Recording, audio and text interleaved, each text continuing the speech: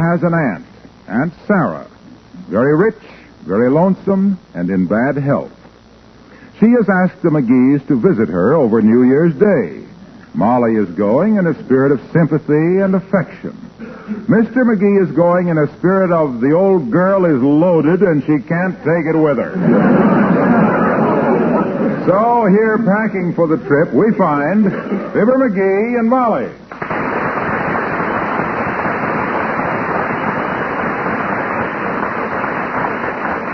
Now, let me see. I wonder if I better take my little electric flat iron with me. For what? To crack walnuts?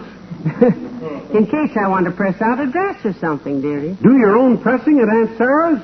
Are you kidding? Why, that house of hers is fuller of servants than Paul Whiteman's riding breeches are full of Paul Whiteman. Hey, what time's the train leave? 5:45. Standard time? As standard as that train ever gets. You know something? I've seen the engineer and the conductor at the station synchronizing their sundials. Sit on this bag for me, dearie. Please, I can't get it shut. Okay. You snap the lock. All right. There. Are you about ready? Well, practically. I just wonder if I ought to take this book with me. What is it? The Psychological Predetermination of Social Maladjustments from the Standpoints of Heredity and Environment.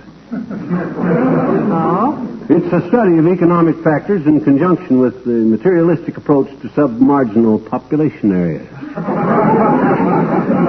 Heavenly days.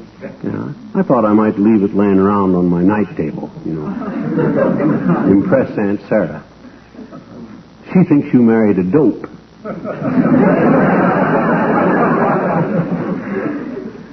Well, hand me them 2 neckties, kiddo. Thanks. I'm all packed here. Well, good. I'll see that all the doors and windows are... Oh, my goodness. What's the matter? I just remembered. Didn't we have tickets to that musical, Tales of the South Atlantic, at the Bijou for tonight? Oh, is this Tuesday, the 27th? It sure Oh, it sure is. Certainly. Doggone it. Can't we take a later train? No, the train we're taking is as late as the train ever gets. We'd better give the theater tickets to somebody else. Who? How about Ole at the Elks Club? Oh. He probably doesn't get a chance to see many good shows. That's a good idea, Snooky. Hand me the phone. Here. Thanks. Hello, operator. Give me the Elks Club at 14th and... Oh, is that you, Mert? How's every little thing, Mert? Tis, eh? What's say, Mert? Your grandmother. Right tackle for who? Oh. Mert's grandmother's playing football? No. She was deep-sea fishing in Mexico, but she didn't have the right tackle for swordfish. What's say, Mert? Well, thanks. Let me talk to him. Is this Ole? Hey, look, Ole. This is McGee. Fibber McGee. What are you doing tonight, kid? Well, I got a surprise for you. McGee, for goodness sake. We're going out of town, Ole, and I'm leaving a couple of tickets at the Elks Club for you. On our way to the station. At the Elks Club, I'm leaving them. Huh? Yeah, a couple of tickets. Yeah, that's okay, Ole. Hope you enjoy it. See you next week, Ole. Yeah, I'm glad you did that, dearie. He's such a nice little man and so... Oh, hey, there's the taxi cab. Grab your hat, baby. I'll bring the grips. Did you put the cat out? Oh, we don't have a cat, do we? Well, come on.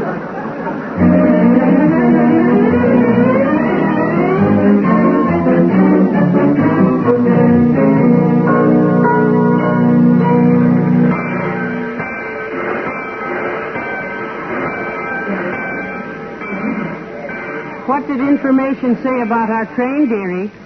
She just laughed. I asked her, did we have time to grab a sandwich, and she says we got time to go rabbit hunting and cook the rabbit. She says she never... Your attention, please. Will the parents of the 10-year-old boy in the Hopalong Cassidy suit who was checked through from Buffalo, New York, please call for him at what is left of the Traveler's Aid office? You know, I just love railroad stations. Yeah. People going, people coming, people weeping on people's shoulders for fear they might miss their train and have to stay a while longer. Yeah, very dramatic place. Funny thing happened down here last week.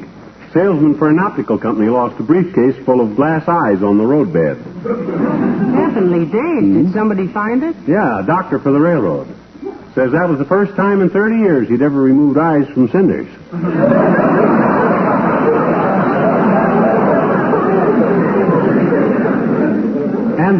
for? Your attention, please. Will passengers who have been informed that all space to the west coast has been sold out and then find the train half empty, please refrain from insulting the conductors. They have their own troubles.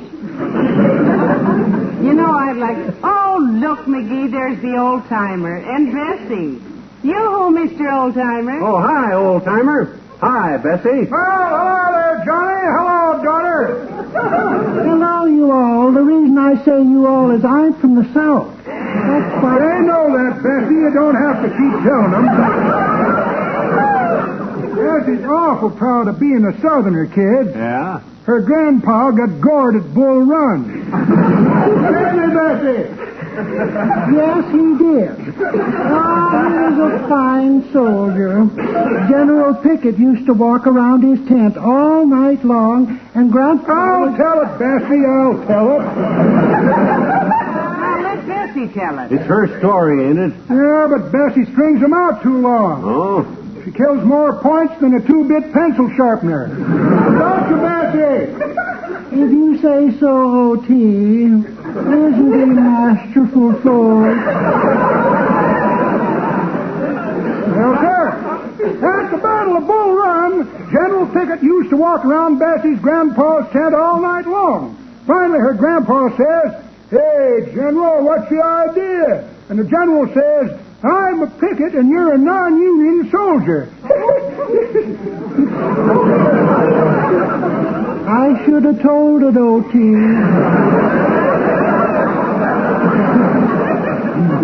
Hey, you kids are meeting somebody down here. No, we're going away for a little trip, Mr. Old-timer. Going to visit Molly's Aunt Sarah for New Year's. Going to stand around and sing "Should Old Acquaintance Be Forgot" while she makes out a new will. Now, McGee, you know I love Aunt Sarah. Well, me too. There's something about her that appeals to me. Several things. Oil wells, stocks and bonds. Oh, speaking of oil, folks, I made a little investment last year in a wildcat well down in Texas. Isn't that interesting? A wildcat well. Did they strike anything? Yep, 6 wildcats come climbing out of it. We shot them and made Bessie a fur coat out of them. Hey, Bessie? Yes, but I had to quit wearing it, O.T. My sister's dog kept chasing me up trees. Oh, my goodness gracious, I could just... Don't string it out, Bessie. You had your laugh. Well, so long, kids. Me and Bessie's got to get over to gate 6. The 5:52's about due. Oh, you going away somewhere, too? No, we just... I'll tell it, Bessie. Yes, O.T. We always come down to meet the 5:52, kids. Yeah? Only place we can park and kiss each other for 15 minutes without some nosy cop shining the spotlight on us. Come on, Bessie. So long, kids. So long. So long.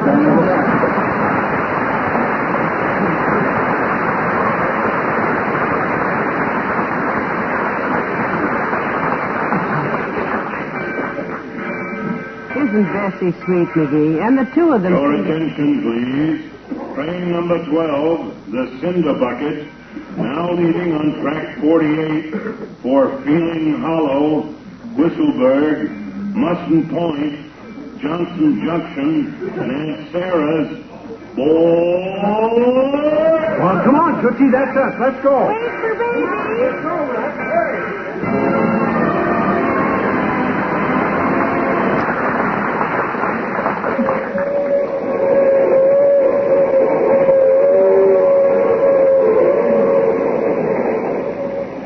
Folks, this is it, compartment C. Yeah.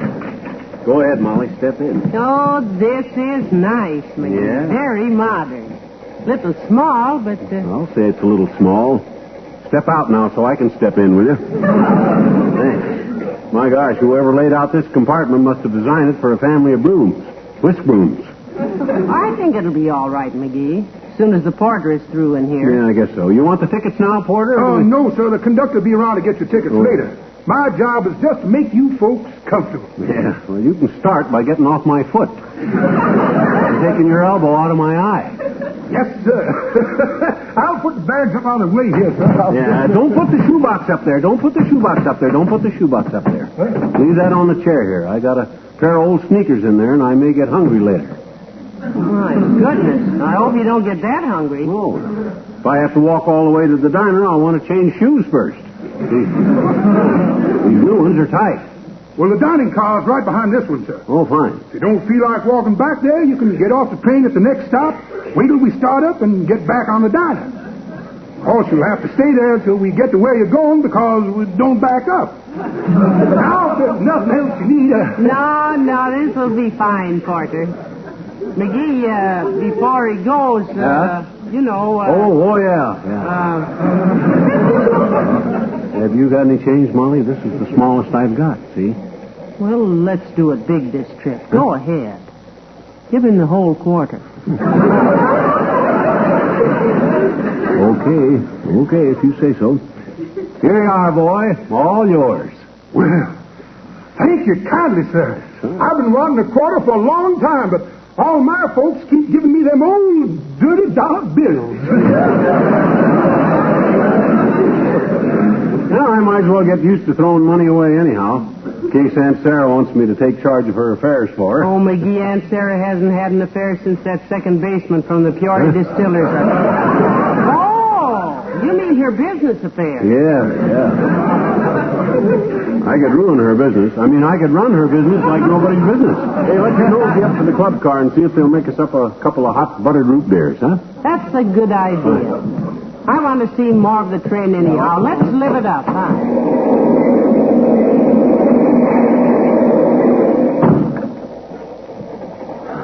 See, this train has everything, McGee. Boy, it sure has. Oh, look.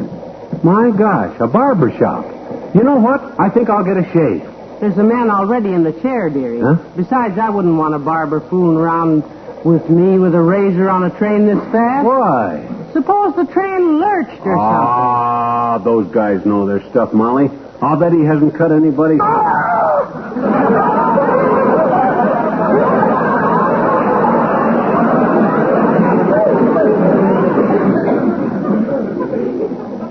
I can shave myself an Aunt Sarah.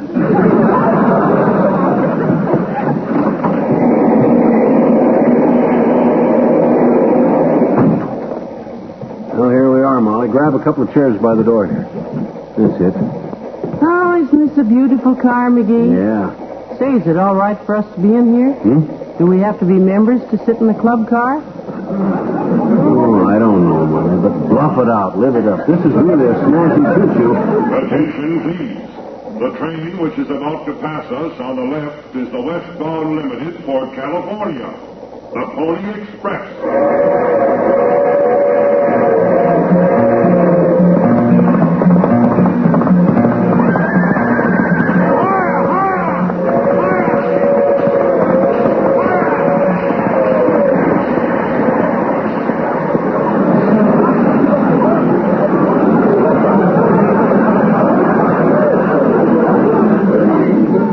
An odd name for a train. I wonder how they ever happened to name it the Pony Express. I don't know. They probably just got saddled with it some way. Hey, I wonder if I should have left the tickets in our compartment because the conductor... Hello there, Molly. Hiya, pal. Hey, I've been looking for you ever since I heard you were aboard. For heaven's sakes, Mr. Wilcox. Yeah, sit down, Junior. Hey, how'd you know we were on here? I ran into a porter back there. Told me about a fellow giving him his first 2-bit tip since 1930. Put two and two together. Where are you going? We're on our way to spend the holidays with Aunt Sarah, Mr. Wilcox. Yeah, Molly's rich, Aunt Junior. Molly's rich Aunt Junior. She may want us to help her write a new will. You going someplace, or you just going someplace? You like to ride trains? I like to ride this club car, pal. Oh. I get such a bang out of watching the stewards. Yeah? The fun they have.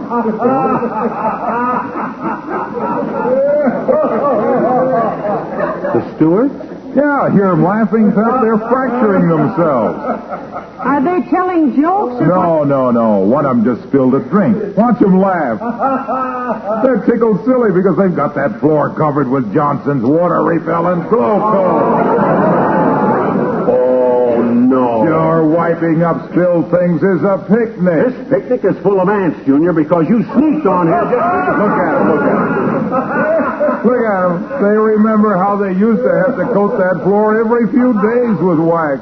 But since Johnson's great water-repellent glow coat hit the market, their linoleum stays protected 3 or 4 times as long. That's fine, Mr. Wilcox, but we're on a holiday. Every day's a holiday when you use Johnson's glow coat. That's because glow coat is now water-repellent. I know, but we're going... Because when those boys wipe up spilled things, they do not wipe up the wax. Johnson's self-polishing water-repellent glow coat stays on, stays bright, much longer.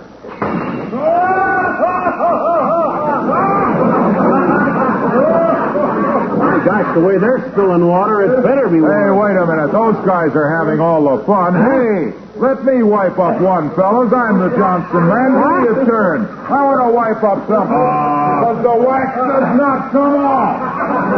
This is supposed to be a club car, ain't it? Hey, Stewart, get me a club. I want to beat the Junior out of Junior. Now, McGee, hush. Let Mr. Wilcox earn a living. For all of us. Attention, please. The cinder bucket is now passing some of the finest scenery on this line. On your right is Mount Argabright, known from coast to coast as the world's smallest mountain peak, having an altitude of 12 feet above sea level. My gosh, I wish I had that speaker system. I could think up more interesting stuff than that. Like the diesel engines they got on here, for instance. Why don't you talk about that? McGee, just what is a diesel engine, anyhow? It's a new type of engine that was invented by a mechanic in Brooklyn. After he got him finished, he says to the railroad, "Look, yous guys," he says, "these will be the greatest engines yous will ever see."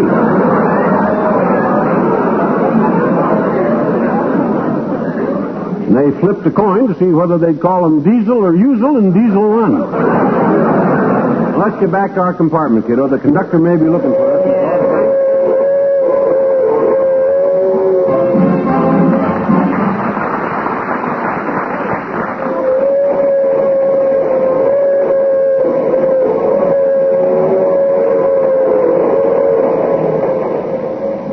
Isn't this fun, McGee? It's been so long since we've been on a trip. Yeah. And it's such a nice little compartment. Everything's so modern. Hey, look at this little cubbyhole down here. It says place shoes here or shine. What about it? That's kind of silly. Anybody thinks I'm going to sit on the floor here with my feet in that little box waiting for the plane to come in? Shine Ladies light. and gentlemen, if you will glance out the train window to the south, you will notice that we are passing historic old Lake Pantsdown. Lake Pantsdown? It was on the east shore of Lake Pantsdown that during the Revolutionary War, General Canford was attacked by the British and got caught with his. Our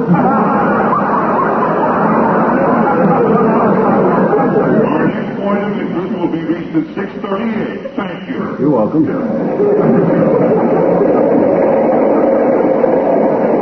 You getting hungry, Snooky? Let's go into the dining car and grab off a few vitamins. Huh? All right, I am rather hungry, McGee. Not too hungry, I hope. I didn't have a chance to get a check cash before I left. I only got about $4 with me.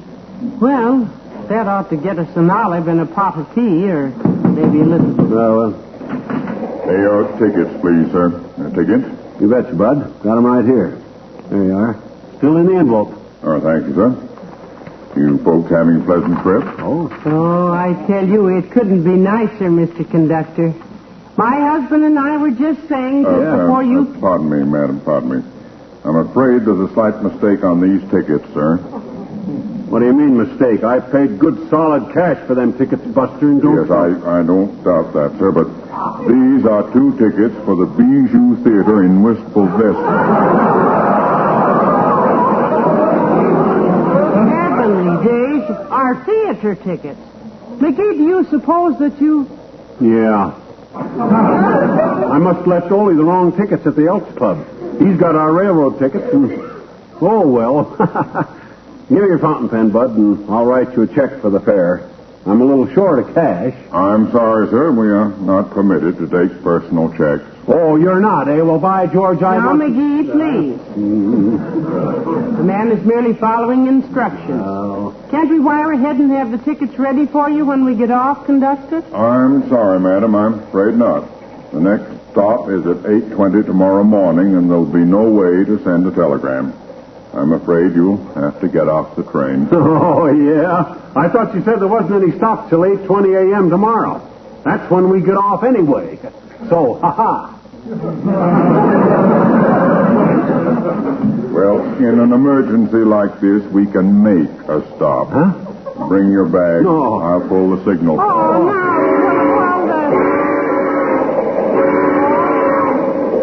This way, please, madam.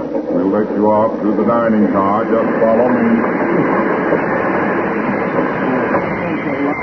Of all that dirty louse. You know, I have to give Ole our train tickets and bike. Hey, look who's in the dining car. Huh? Where? Who? It's Ole and his wife having dinner. Oh, my God. Hi, Ole. Say, you know what I did, Ole? Hello there, McGee. Hello, missus. Say, me and my missus, we sure want to thank you for donating these tickets. You're having a wonderful trip. We always wanted to take a trip on All right, folks. You get off here. Open the door, steward. Wait a minute, conductor. We can explain Oh, everything. it's no use, McGee. Come on.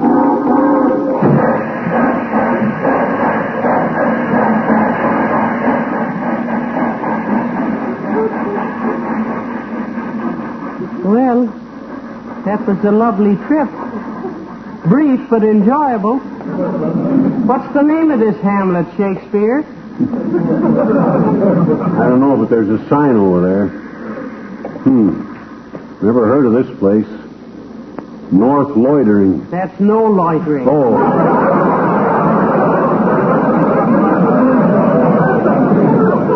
The name of the station is up there, East Wistful Vista.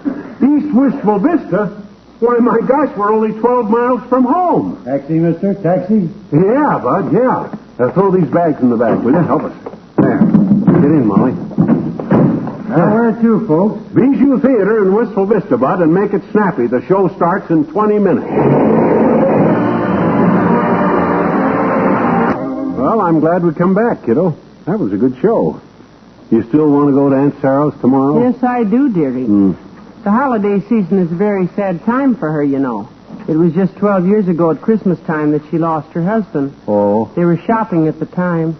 What happened to him? We don't know. She just lost him in Macy's basement. Good night. Good night, all.